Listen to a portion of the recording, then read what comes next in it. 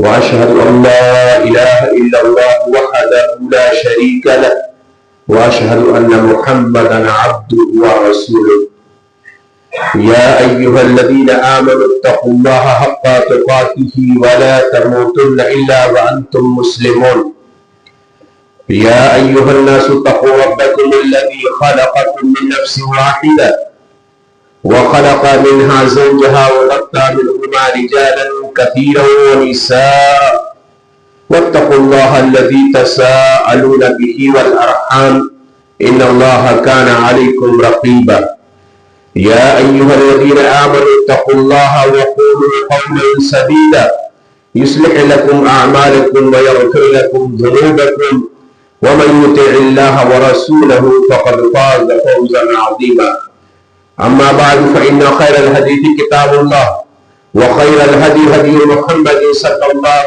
عليه وسلم وشر الأمور محدثاتها وكل محدثة بدعة وكل بدعة ضلالة وكل ضلالة في النار. أعوذ بالله من الشيطان الرجيم. بسم الله الرحمن الرحيم. وَلِلَّهِ عَلَى النَّاسِ حِجُّ الْبَيْتِ مَنِ اسْتَطَاعَ إِلَيْهِ سَبِيلًا. حاضرین جمعہ، دین ملی ساتھیوں، پردہ نشین خواتین، ہر طرح کی تعریف بڑائی اور بزرگی اللہ رب العزت کی، جو سارے جہان کا خالق و مالک، مربی اور پالنہار ہے. انگن تو بے شمار درود و سلام نازل ہو اس کی تمام انبیاء علیہ الصلوۃ والتسلیم پر، خصوصاً نبی آخر الزمان احمد مصطفیٰ محمد مصطفیٰ صلی اللہ علیہ وسلم پر. حاضرین، آج ذی قعدہ کی 17ویں تاریخ ہے اور یہ ایام جو چل رہے ہیں یہ حج کے ایام ہیں. پوری دنیا سے مسلمان حج اور عمرے کے ارادے سے مکہ پہنچنا شروع ہو گئے.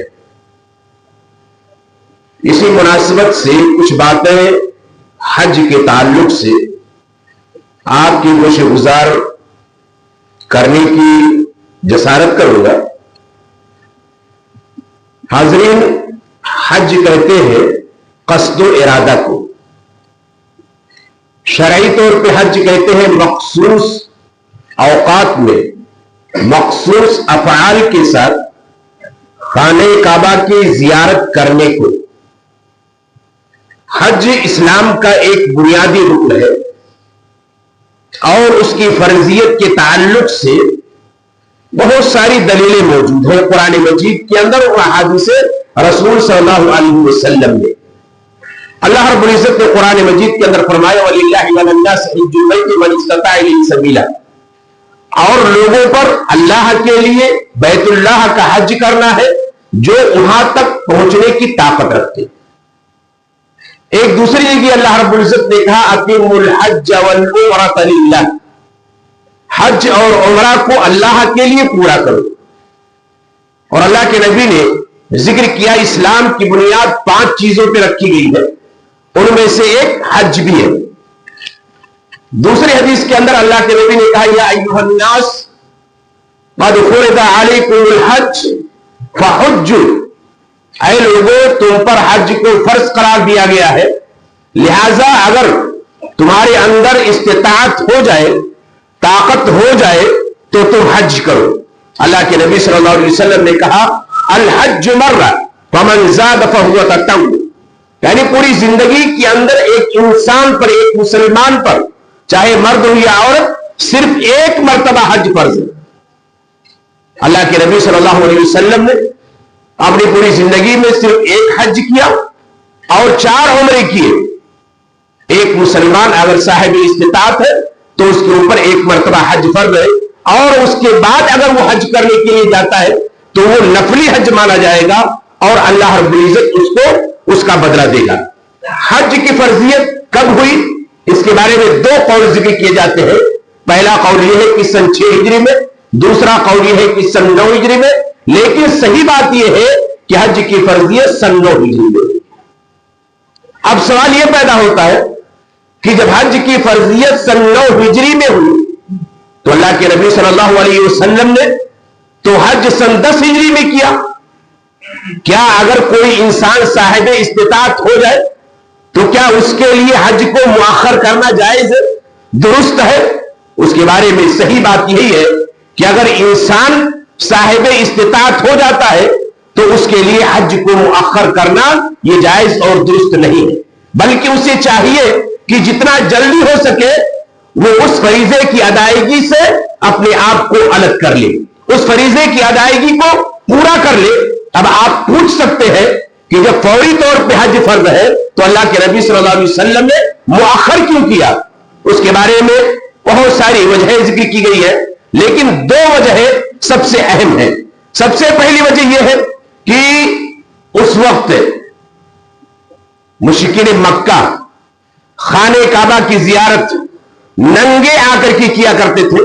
اللہ کے نبی صلی اللہ علیہ وسلم نے ان سے اختلاط کو ناپسند کیا، اور یہی وجہ ہے کہ جب سن 9 ہجری میں حج کی فرضیت ہوئی تو اللہ کے نبی صلی اللہ علیہ وسلم نے حضرت ابوبکر صدیق رضی اللہ تعالی عنہ کو حاجیوں کا امیر بنا کر کے مکہ بھیجا، اور اس کے پیچھے حضرت علی اور حضرت ابو ہریرہ رضی اللہ تعالی عنہما کو قرآن مجید کی آیت کریمہ دے کر کے انما المشرکون نجس فلا یقربوا المسجد الحرام بعد عامہم ھذا دے کر کے مکہ بھیجا، اور کہا کہ جاؤ حج کے ایام میں لوگوں کے درمیان اس بات کا اعلان کر دو کہ اب اس سال کے بعد مشرکین مکہ خانہ کعبہ کی زیارت کرنے کے لیے نہیں آئیں گے۔ ان کو روک دیا گیا، ان کو منع کر دیا گیا۔ تو اللہ کے نبی نے ان کے ساتھ اختلاط کو ناپسند کیا، اس بنیاد پر آپ حج کرنے کے لیے نہیں گئے۔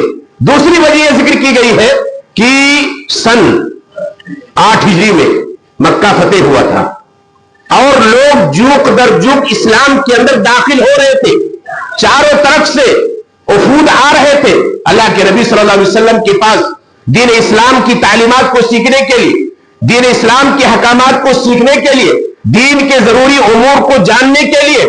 اللہ کے نبی صلی اللہ علیہ وسلم کو اتنا موقع نہیں ملا کہ آپ ان کو چھوڑ کر کے اور حج کرنے کے لیے جائیں۔ تو عامل، اسی لیے اس کو عامل الوفود کہا جاتا ہے، یعنی وفدوں کا سال، چاروں طرف سے لوگ آ رہے تھے۔ اللہ کے رسول مناسب نہیں سمجھا کہ مقدم سمجھا کہ پہلے لوگوں کو دین کی تعلیم دی جائے اور اس کے بارے میں بتلایا جائے۔ اس بنیاد پہ اللہ کے نبی صلی اللہ علیہ وسلم حج کے لیے نہیں گئے، اور اس کے بعد میں پھر جب لوگ جوق در جوق اسلام کے اندر داخل ہو گئے، مسلمانوں کی کثرت ہو گئی، تب سن 10 ہجری میں اللہ کے نبی صلی اللہ علیہ وسلم نے اعلان کیا، اور اس کے بعد میں تمام صحابہ کرام کو لے کر کے خانہ کعبہ کی زیارت اور اس کے لیے اس کے حج کرنے کے لیے گئے۔ دوستو، ایک مسلمان پر حج واجب کب ہوتا ہے، اس کی شرطیں کیا ہے، تو اس کے بارے میں بھی ایک لمبی تفصیل ہے۔ میں اشارتاً چند باتیں آپ کے سامنے ذکر کرنا چاہتا ہوں۔ پہلی بات یہ ہے کہ اسلام، مسلمان ہونا، کسی کافر کے اوپر اسلام کا کوئی بنیادی رکن واجب نہیں ہے۔ اسلام کے حکامات کا کوئی کافر مکلف نہیں ہے جب تک کہ وہ کلمہ نہ پڑھ لے۔ اسی لیے اللہ کے نبی صلی اللہ علیہ وسلم نے جب حضرت معاذ بن جبل رضی اللہ تعالی عنہ کو یمن بھیجا تو آپ نے ان کو وصیتیں کی، نصیحتیں کی۔ سب سے پہلے کہا کہ دیکھو، ان کو توحید کی دعوت دینا، جب توحید کو مان لیں گے تب اس کے بعد میں پھر ان کو بتلانا کہ اللہ رب العزت نے ان کے اوپر رات اور دن میں 5 وقت کی نمازوں کو فرض قرار دیا ہے۔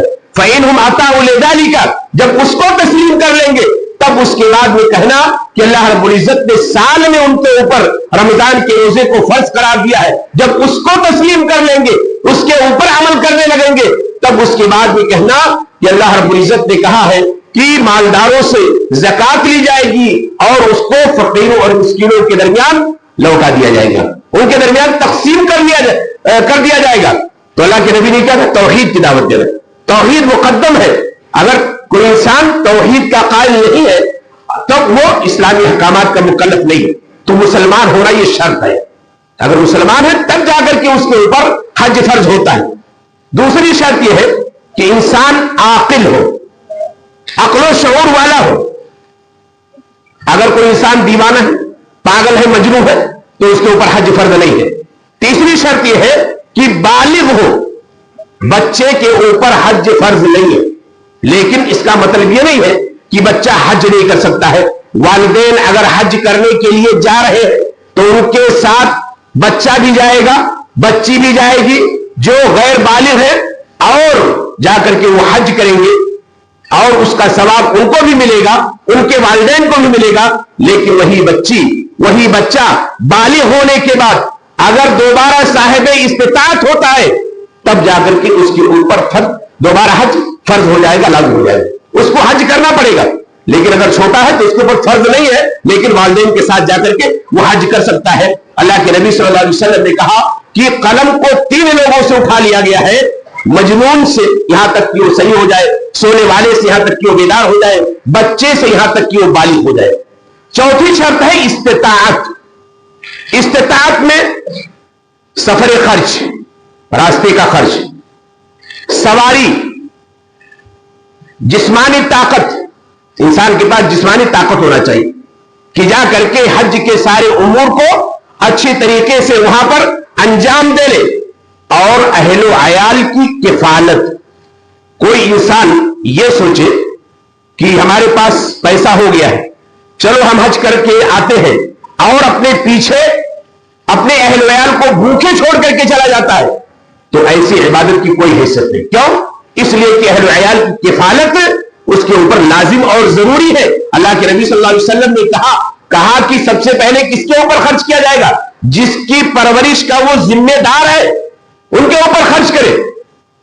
तो इस्तिताअत में सफर खर्च, सवारी, जिस्मानी ताकत, अहलो अयाल की किफालत, ये लाजिम है।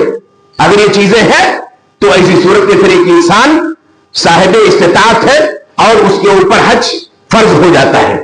इसी तरीके से अगर खातून है, औरत है, तो उसके लिए महरम का होना लाजिम है।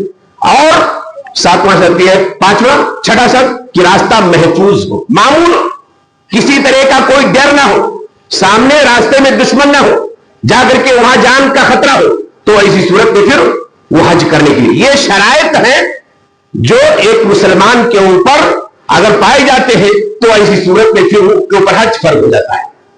ताकत के बावजूद हज ना करने पर वईद आई है। अल्लाह के नबी सल्लल्लाहु अलैहि वसल्लम ने बयान फरमाया, तअज्जलू इलल हज फइन्न अहदकुम ला यदरी मा यअरिदु लहू। हज के लिए जल्दी करो, साहिब इस्तिताअत हो गए हो तो हज के लिए जल्दी करो, इसलिए कि तुम में से कोई नहीं जानता कि आगे चल करके उसके लिए क्या पेश आने वाला है। जिंदा रहेगा, मर जाएगा, बीमारी के अंदर मुब्तला हो जाएगा। लिहाजा अल्लाह ने अगर तंदुरुस्ती दे रखी है, साहिब इस्तिताअत हो गए, इतना पैसा हो गया है कि वहां तक जा सकते हैं, तो उसके लिए जल्दी करना चाहिए और ताखीर नहीं करना चाहिए।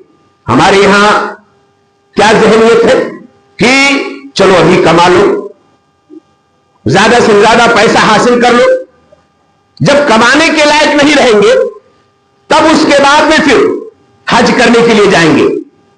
ये बर्रे सगीर, हिंदू पाक यानी हिंदुस्तान, पाकिस्तान, बांग्लादेश, ये जो मशरिकी एशिया है ना, इनका मामला है।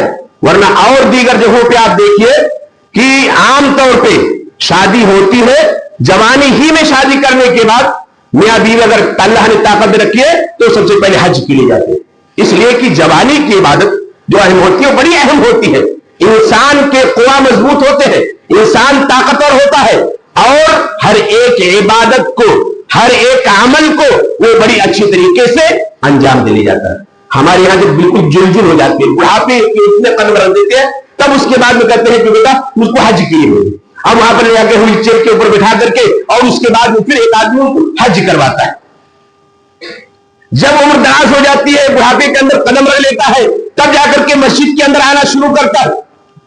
न ठीक से रुकू कर पाता है, न सजदा कर पाता है, न उठ पाता है, न बैठ पाता है, न अच्छे से इस्तिंजा कर पाता है, न पाखाना कर पाता, कुछ नहीं। लेकिन जब तक जवानी है तो शैतान जहन के अंदर इतना गुरूर और घमंड भर देता है कि अल अमान वल हफीज, इंसान अपनी जिंदगी का कोई पता ही नहीं लगा पाता है। पैसे के जोन में और इसी तरीके से ताकत के जोन में कहां पड़ा रहता है, उसकी कोई इंतहा नहीं होती है। تو जवानी अगर है, ताकत है, तो उस वक्त इंसान को हज करने के लिए जाना चाहिए। अल्लाह के रसूल का तअज्जुल इला हज फइन अहदकुम ला यदरी मा यारिदु लहु, क्या मामला पेश आ जाए, बीमार हो जाए, मर जाए, कोई ऐसी बीमारी उसको लायक हो जाए कि वो चल फिर ना पाए, इसलिए अगर ताकत हो तो जल्दी करनी चाहिए। अल्लाह के नबी सल्लल्लाहु अलैहि वसल्लम ने कहा कि मन मलका ज़ादन व राहिलतन, जो सफर खर्च की ताकत रखता हूं, सवारी की ताकत रखता हूं, जो उसे बैतुल्लाह तक पहुंचा दे और उसके बाद फिर वो हज नहीं करता है, फला अलैहि अन यमूता यहूदियन औ नसरानियन, तो यहूदी होकर के मरे या नसरानी मरकर के मरे, उसके ऊपर कोई हज नहीं है। तो अल्लाह ने ताकत दे रखी तो उसके लिए जल्दी करनी चाहिए, ताखिर नहीं करनी चाहिए। दोस्तों, हज ऐसा अमल है, इंसान जो अमल अंजाम देता है उनमें हज को सबसे अफजल अमल करार दिया गया है और हज को जिहाद से भी ज्यादा अफजल करार दिया गया। हम आयशा रज़ियल्लाहु ताला अन्हा के रसूल, हम जिहाद को सबसे अफजल अमल समझते हैं, तो क्यों ना हम जिहाद करें। अल्लाह के नबी सल्लल्लाहु अलैहि वसल्लम ने क्या कहा, लेकिन अफजल जिहाद हज मबरूर, लेकिन सबसे अफजल जिहाद हज मबरूर है। हज मबरूर है। हज मबरूर किसको कहते हैं? वो हज जिसके अंदर इंसान से कोई खता और कोई गलती ना हुई, हज करते हुए। कुछ लोगों ने कहा हज मकबूल, यानी हज मकबूल हो जाए। मकबूल होने की निशानी क्या है कि हज करने के बाद वापस आने के इंसान की हालत पहले से बदल जाए, नमाज पढ़ने लगे, सबका खैरात करने लगे और दीगर नेकियां करने लगे। अगर वही रफ्तार बेढंगी जो पहले थी वो अब भी है, यानी हज करने पहले जब गया था, हज करने से पहले जो आदत थी उसकी, हज करने के बाद भी उसकी वही आदत है, तो ऐसी सूरत में फिर अंदाजा कर लो कि उसका हज कबूल नहीं हुआ है, उसकी हालत बदल गई अगर, तो समझो कि हज उसका कबूल हो गया, हज मबरूर है। और हज जन्नत के अंदर ले जाने का जरिया और सबब है। हज से फक्र मुहताजगी दूर होती है। अल्लाह के नबी ने कहा ताबिउ बैन हज वल उमरा, हज उमरा को मिला करके किया करो, इसलिए कि दोनों को मिला करके करना यह फकीरी को खत्म कर देती है, जिस तरीके से भट्टी लोहे के जंग को खत्म कर देता है। कहा ऐसे ही गुनाह, यानी हज करने से इंसान गुनाह माफ होते हैं। और यही नहीं सिर्फ, बल्कि आप देखिए अल्लाह के नबी सल्लल्लाहु अलैहि वसल्लम ने कहा कि अगर कोई आदमी हज करने जाता है और फलम यरफुस वलम यफसुक, फिस्को फुजूर नहीं करता है, कोई गुनाह नहीं करता है, ऐसी सूरत में रजा कयौमिन वलदतहु, ऐसे ही पाक व साफ होकर के लौटता है जिस तरह पाक व साफ वो उस वक्त था जब अपनी मां के पेट से पैदा हुआ था। एक इंसान जब इस दुनिया के अंदर वजूद में आता है तो तमाम गुनाहों से पाक साफ रहता है, जर्रा बराबर उसके जिस्म के ऊपर कोई आलाइश नहीं होती है और जिस गुनाह का कोई धब्बा और दाग नहीं होता है। कहा अगर इंसान नेकी के साथ इखलास के साथ हज करता है तो ऐसी सूरत में फिर ऐसे ही गुनाहों से पाक साफ हो जाता है जैसे मां के पेट से निकलते हुए गुनाहों से पाक साफ था। हालत इहराम, हज करने गया है इंसान, हालत इहराम के अंदर मर जाता है तो उसकी फजीलत क्या बयान की। अल्लाह के नबी ने कहा क़यामत के दिन तलबिया पुकारता हुआ उठाया जाएगा। इब्न अब्बास रज़ियल्लाहु ताला अन्हु की रिवायत कहती है कि एक आदमी अपने सवारी से गिर करके मर गया इहराम की हालत में। अल्लाह के नबी ने कहा यग़सिलुहु बिमाइन व सिद्र, उसको पानी और बैर के पत्ते से नहलाओ और वकफ़िनुहु फी तौबैहि, दो कपड़ों के अंदर उसको कफना दो, लेकिन वला तमस्सुहु बितीब, खुशबू नहीं लगाने का और ना उसके चेहरे को ढकने का। आमतौर पे जब इंसान मरता है तो कफनाने के बाद उसके चेहरे को ढक देते हैं, यह मामूल है और शरीयत ने भी इसका हुक्म दिया है और खुशबू भी लगाते हैं कफन में। लेकिन अगर कोई मुहरिम आदमी इहराम की हालत में हज करने वाला मर्द या औरत इंतकाल करती है, मरती है, तो ना तो उसको खुशबू लगाई जाएगी और ना उसके चेहरे को ढका जाएगा। फ़इन्नहु युबअसु यौमल क़ियामति मुलब्बियन, इसलिए कि क़यामत के दिन वो तलबिया पुकार के उठाया जाएगा। ये फजीलत है, ये मकाम और दर्जा है अगर कोई इंसान हज करने के लिए जाता है और करके आता है तो।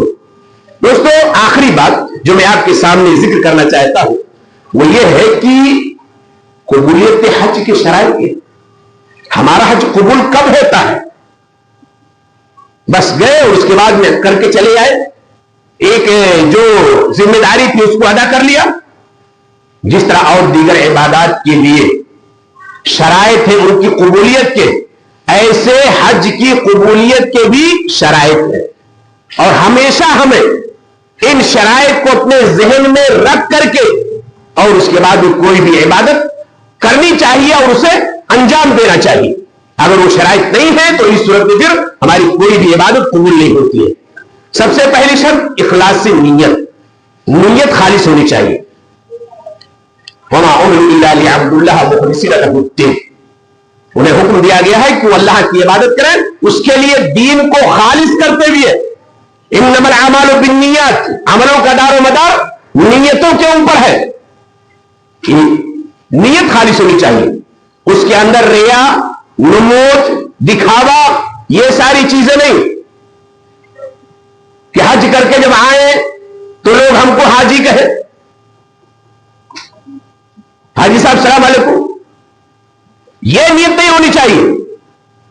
اگر ریا ہے، نمود ہے، دکھاوا ہے، اس لیے بہت آسانی کے ساتھ اور لوگوں سے بچاتے ہوئے اپنے جو افراد ہے وہ بتانا کوئی حج کی بات نہیں ہے، لیکن اس کے لیے آج جو ماحول ہے، جو طریقہ ہے، جانتے ہیں کیا ماحول چل پڑا ہے؟ حج کی تاریخ آتی ہے، پاس ہو گیا تو سارے رشتے داروں کے اندر ڈوبگی پیٹنا شروع ہے، ان کی دعوت دینا اور اس کے بعد ان کو کھلانا، گاؤں والوں کو کھلانا، کس لیے ہوتا ہے کہ تاکہ لوگ سمجھے کہ ہاں انسان حج کرنے کے لیے جا رہا ہے۔ اور وہی صرف نہیں بلکہ ایک بیماری تو یہ چل پڑی ہے کہ گھر سے نکلتے وقت وہ کیا نام ہے، مالا، گجرا، پھول اور ساری چیزیں پہناتے ہوئے اور اس کی ویڈیوگرافی کرتے ہوئے گاڑی پر بٹھانا، اس کے بعد میں گاڑی کی تصویر کھینچنا، وہاں جا کر کے ایئرپورٹ کے اوپر وہاں مل کر کے پوری تصویر اتارنا، اور سب سے بڑی بیماری تو یہ ہے کہ وہاں جب پہنچتا ہے تو وہاں سے تصویر کھینچ کر کے اور اس کے بعد میں پوسٹ کرتا کہ ہم حج کرنے کے لیے پہنچ گئے، مجھے دیکھ لو میں احرام کی حالت میں ہوں، میں حج کرنے کے لیے آیا ہوں۔ یہ سب دکھاوا ہے۔ ایسی چیزوں سے ہمیں اور آپ کو بچنا چاہیے۔ اگر اللہ خانہ کعبہ کی زیارت کی توفیق دیتا ہے تو اس صورت میں ہمیں اخلاص سے نیت پہلے پیدا کرنی چاہیے، خالص نیت ہونی چاہیے، دکھاوا نہیں، ریا اور نمود نہیں۔ اللہ رب العزت کیا کرتا ہے؟ ایسی نیکیوں کو مٹا دیتا ہے۔ وہ لمبی روایت آپ لوگوں نے سنی نا، عالم اور اس کے بعد میں پھر مالدار، ان سب کو لایا جائے گا، کیا ہوگا؟ اللہ رب العزت تم کو اٹھا کر کے جہنم کے اندر، کیوں؟ اس لیے کہ تم نے دکھاوے کے لیے کیا تھا، عالم بنے تھے دکھاوے کے لیے، مالدار تم نے خرچ کیا تھا دکھاوے کے لیے، جہاد کیا تھا دکھاوے کے لیے۔ ریا اور نمود نہیں ہونی چاہیے۔ دوسری چیز یہ ہے کہ انسان کے اندر تقوی ہونی چاہیے۔ تیسری شرط روزی حلال ہونی چاہیے۔ حج کے راستے میں جو پیسہ ہم خرچ کر رہے ہیں وہ حلال طریقے سے کمایا ہوا ہونا چاہیے۔ اگر 1 روپیہ بھی حرام طریقے کا ہے تو آپ یہ سمجھ لیجئے کہ ہماری عبادت اللہ کے یہاں قبول نہیں ہو سکتی ہے۔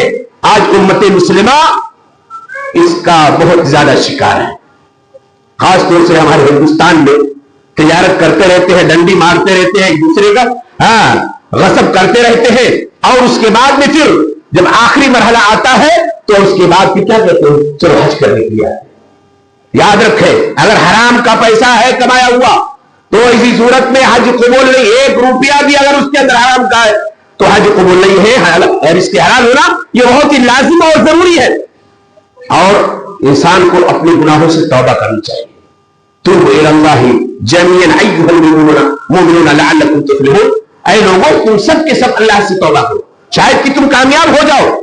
اور سنت نبوی کی اتباع، یہاں گھر سے نکلتے ہوئے سے لے کر کے اور وہاں پہنچنے کے بعد پھر 8ویں تاریخ سے حج کے جو احکام شروع ہوتے ہیں اس وقت سے لے کر کے 10ویں تاریخ، پھر 11 اور 12 تاریخ جتنے بھی حج کے احکام ہیں وہ سارے احکام اللہ کے نبی صلی اللہ علیہ وسلم کے سنت کے مطابق ہونا چاہیے۔ اور یہی وجہ ہے کہ اللہ کے نبی صلی اللہ علیہ وسلم نے اپنے صحابہ کرام کو جب لے کر کے گئے تو آپ نے خطبہ دیا، اور خطبہ کے درمیان بہت ساری باتیں کہی، اور اس کے بعد میں کیا کہا تھا؟ خذوا عنی مناسککم، اے میرے صحابہ مجھ سے حج کے احکام سیکھ لو، لے لو۔ آپ اٹھائیے مسلم کتاب الحج باب صفت حج النبی صلی اللہ علیہ وسلم، حضرت جابر کی لمبی روایت ہے، 4-5 صفحے کے اندر حضرت جابر رضی اللہ تعالیٰ عنہ کیا کرتے ہیں، مدینہ سے نکلنے سے لے کر کے اور اس کے بعد میں دوبارہ مدینہ واپس آنے تک پوری حیات، پوری کیفیت اللہ کے نبی صلی اللہ علیہ وسلم کی بیان کرتے ہیں۔ مدینہ سے نکلے تو آپ کہاں گئے، کہاں پہنچے، کہاں احرام باندھا، کہاں تلبیہ پکارا، مکہ پہنچے تو آپ نے کیا کیا، 8ویں تاریخ کو، 9ویں تاریخ کو، 10ویں تاریخ کو، 11 اور 12 تاریخ کو اللہ کے نبی نے کون کون سے احکامات کیے، پوری تفصیل حضرت جابر رضی اللہ تعالیٰ عنہ نے اس کے اندر بیان کر دی ہے۔ ضرورت صرف اس بات کی ہے ہم اس کو جاننے کی کوشش کریں، سیکھنے کی کوشش کریں۔ اگر اللہ توفیق دیتا ہے تو لازم اور ضروری ہے کہ ہم سب سے پہلے اس کو جانیں کہ ہم جو عبادت کرنے جا رہے ہیں ہماری وہ عبادت سنت نبوی کے مخالف نہ ہو جائے، اس سے الگ نہ ہو جائے۔ آج بہت سارے جاتے تو ہیں لیکن آپ دیکھیے کہ ان کے ذہنوں کے اندر کس طریقے سے بیماری بٹھا دی گئی ہے، وہاں پہنچنے کے بعد بھی خانہ کعبہ کے اندر نماز پڑھنے کے لیے نہیں جاتا، جس کے اندر کیا ہے دیگر مسجدوں کے بالمقابل 1 لاکھ نماز کا ثواب، اس کے اندر نماز پڑھنے نہیں، کیوں؟ وہاں بھی پڑھا رہا ہے، اس کے پیچھے ہمارے امام صاحب نے منع کیا نماز نہیں پڑھنے کا۔ اللہ کے بندے اتنا سب خرچ کر کے جا رہے ہو اور اس کے بعد میں وہاں نماز نہیں پڑھتے ہو، نماز نہیں تو حج کیسے؟ قطعی طور پہ نہیں ہے۔ تو سنت نبوی کی اتباع اور جانے سے پہلے انسان کو کے پاس اگر امانت ہے تو اس امانت کی ادائیگی کر کے جائے، اگر حقوق العباد کے اندر کوتاہی ہوئی ہے تو اس کو پورا کر دے اور اس کے بعد میں پھر حج کرنے کے لیے جائے۔ اسی طریقے سے شرک و بدعت سے دوری یہ بھی لازمی اور ضروری ہے۔ بہت سارے شرکیہ افعال جا کر کے وہاں کرتے ہیں، مثال کے طور پہ جب خانہ کعبہ نگاہ پڑتی ہے نا تو پتہ نہیں کون کون سی دعائیں لوگوں نے سکھلا دی ہے، اس کو دیکھ کر کے اس کے بعد میں اس کے تعلق سے پڑھتے ہیں، اور جب نکلتے ہیں تو جیسے اور دیگر جو ہو پر مزاروں سے ہو کر کے پیٹ پیچھے کر کے اور سینہ آگے کر کے کہیں بھر محبت نہ ہو یا خانہ کعبہ کی، اس کے بعد یہ سب ساری چیزیں کیا حج کرنے کے بعد اس کے بعد مدینہ جانا ہوتا ہے، وہاں جا کر کے آپ دیکھیے کتنے شرکیہ تھا، اللہ کے علیہ وسلم کے قبر کی جالی کو پکڑ کر کے میں رونا اور کیا دعا اور دیگر پتہ نہیں کیا کیا اللہ کے رسول کے حوالہ دے کر کے بہت ساری چیزیں مانگنا، ان تمام چیزوں سے انسان کو دور رہنا چاہیے۔ تو شرک و بدعت سے دوری، کیوں؟ اس لیے کہ اگر شرک ہے وَلَوْ أَشْرَكُوا لَحَبِطَ عَنْهُمْ مَا كَانُوا، کیا کہا تھا اللہ رب العزت نے 18 انبیاء کرام نے اسرائیل قسم کا تذکرہ کیا اور اس کے بعد کہا وَلَوْ أَشْرَكُوا لَحَبِطَ عَنْهُمْ مَا كَانُوا يَعْمَلُونَ، ان کے شرک ہوتا نا تو ان کے انبیاء کے بھی سارے نیکیاں کارت چلی جاتی، بیکار چلی جاتی۔ اپنے نبی کو مخاطب کر کے کیا کہا لَئِنْ أَشْرَكْتَ لَيَحْبَطَنَّ عَمَلُكَ وَلَا تَكُونَنَّ مِنَ الْخَاسِرِينَ، اے نبی اگر آپ نے بھی شرک کیا تو آپ کے سارے اعمال بیکار چلے جائیں۔ تو شرک و بت پرستی سے بچتے ہوئے سنت کے مطابق حج کی ادائیگی کرنی ہو۔ ایک اور بات، ہم اور آپ یہ سمجھتے ہیں کہ خانہ کعبہ کا حج کرنے کے لیے جب گئے ہیں تو مسجد نبوی کی زیارت لازم اور ضروری ہے۔ ہمارے ذہن میں یہ بات ہے، یاد رکھیں کہ مسجد نبوی کی زیارت کا حج اور عمرہ سے کوئی تعلق نہیں ہے، کوئی تعلق نہیں۔ اگر آپ عمرہ کرنے گئے اور مکہ عمرہ کیا، وہاں سے آپ واپس چلے آئے، حج کرنے گئے وہیں سے آپ واپس چلے آئے، آپ کے اوپر کوئی گناہ نہیں۔ سمجھ رہے ہیں؟ کیوں؟ اللہ کے نبی صلی اللہ علیہ وسلم نے جب حج کیا تھا تو آپ کے ساتھ، آپ تو مدینہ سے گئے تھے لیکن آپ کے ساتھ میں مکہ کے اطراف اور مکہ کے لوگوں نے بھی حج کیا تھا، لیکن کہیں یہ ثبوت نہیں ملتا ہے کہ اللہ کے نبی نے ان کو حکم دیا ہو کہ تمہارا حج مکمل نہیں ہوگا جب تک تم مسجد نبوی کی زیارت کے لیے نہیں جاؤ گے۔ کہیں نہیں ثبوت ملتا ہے، نہ اللہ کے نبی نے بھیجا اور نہ وہ صحابہ کرام جو مکہ کے تھے یا اس کے اطراف کے تھے وہاں مسجد نبوی کے اندر گئے، کہیں نہیں۔ اللہ کے نبی حج کرتے ہیں اور اس کے بعد پھر مدینہ واپس آ جاتے ہیں۔ ہاں ایک بات ضرور ہے کہ جس طرح مکہ کی فضیلت ہے ایسے مسجد نبوی اور مدینہ کی فضیلت ہے، مدینہ کا مقام اور مرتبہ ہے. مدینہ کیا ہے جانتے ہیں؟ یہ مبارک شہر ہے، نزول وحی اور مہاجرین و انصار کا مسکن ہے. یہیں سے اسلام پوری دنیا کے اندر پھیلا. اور مدینہ مکہ کی طرح حرم ہے. اللہ کے نبی صلی اللہ علیہ وسلم نے کہا کہ مکہ کو اللہ نے حرم قرار دیا اور میں مدینہ کو حرم قرار دیتا ہوں. اور مدینہ کی فضیلت جانتے ہیں؟ مدینہ کے اندر طاعون بیماری داخل ہو سکتی ہے، نہ دجال داخل ہو سکتا ہے. اللہ کے نبی صلی اللہ علیہ وسلم نے کہا کہ مکہ اور مدینہ کی گلیوں پر فرشتے متعین ہیں، دجال کبھی نہیں جا سکتا ہوا، طاعون کی بیماری کبھی داخل نہیں ہو سکتی ہے. اور آخری وقت میں ایمان مکہ اور مدینہ کے درمیان سمٹ کر کے رہ جائے گا. اور وہاں کا اجوا کھجور، اس کی فضیلت تو آپ جانتے ہیں کہ اگر کوئی انسان کھا لے تو اسی صورت میں زہر کا خاتمہ ہو جاتا ہے. انسان کو زہر شکار نہیں کر پاتا یا اس طریقے سے اس کے جسم کے اندر سرایت نہیں کرتا ہے. یہ ساری فضیلتیں ہیں، لیکن اس کو حج سے جوڑنا یا یہ سمجھنا کہ اگر ہم مسجد نبوی کی زیارت کے لیے نہیں گئے تو ہمارا حج نہیں ہوگا، ایسا نہیں ہے. ہاں کیا ہوتا ہے کہ جب آدمی اتنی دور سے اتنا پیسہ خرچ کر کے جاتا ہے تو ایسی صورت میں حج کرنے کے بعد چونکہ مسجد نبوی کی زیارت کی اجازت ہے، اللہ کے نبی صلی اللہ علیہ وسلم نے کہا کہ صرف 3 مسجدوں کا قصد کیا جا سکتا ہے زیارت کے لیے، اس کے علاوہ کسی اور مسجد کا نہیں. مسجد حرام، مسجد نبوی اور مسجد اقصی، 3 مسجدیں ایسی ہیں جن کا زیارت کے ارادے سے ان کا قصد کیا جا سکتا ہے، وہاں جایا جا سکتا ہے. تو ٹھیک ہے، کوئی حرج کی بات نہیں ہے. آپ خانہ کعبہ کی زیارت کرنے کے لیے گئے ہیں، حج کرنے کے لیے گئے ہیں، موقع ہے آپ جا کر کے اس کی بھی زیارت کر لیں، قبا کی بھی زیارت کر لیں، مسجد قبا کی زیارت کر لیں. ثواب ہے. اللہ کے نبی صلی اللہ علیہ وسلم سوموار کے دن جایا کرتے تھے مسجد قبا کی زیارت کے لیے. ساری فضیلتیں ہیں، لیکن اس کو حج سے ملا کر کے جوڑنا کہ اگر ہم وہاں نہیں گئے تو ہمارا حج پورا نہیں ہوگا، یہ درست نہیں. انسان اتنا پیسہ خرچ کر کے آتا ہے اس لیے وہاں بھی زیارت کرنے کے لیے آتا ہے کہ اس کی فضیلت بھی کو حاصل ہو جائے. تو دوستو حج اسلام کا بنیادی رکن ہے اور ہماری یہ عبادت اسی وقت قبول ہو سکتی ہے جب ہم اس کے شرائط اور اس کے اصول و ضابطے کو سامنے رکھتے ہوئے اور ان کو فالو کرتے ہوئے اس عبادت کو انجام دیں گے، ورنہ پھر ہماری عبادت قبول ہونے والی نہیں ہے. یہ چند باتیں تھی جو میں نے آپ کے سامنے ذکر کی ہے. اللہ رب العزت سے دعا ہے کہ اللہ تبارک و تعالی ہمیں حج جیسے عظیم عبادت کو انجام دینے کی توفیق عطا فرمائے. اور اللہ تعالی ہم میں سے جن کو اللہ نے طاقت دے رکھی ہے انہیں چاہیے کہ وہ جلد سے جلد خانہ کعبہ کی زیارت کر لیں، اور جن کے اندر طاقت نہیں ہے انہیں آرزو و تمنا کرنی چاہیے. اللہ رب العزت سے دعائیں کرنی چاہیے کہ اللہ تمہیں اپنے گھر کا دیدار کرا دے. اللہ رب العزت سے دعا ہے کہ اللہ تبارک تعالیٰ ہمیں کتاب اللہ اور سنت رسول کی روشنی میں زندگی گزارنے کی توفیق عطا فرمائے. جب تک اس دنیا کے اندر انتظام میں رکھے ہمارا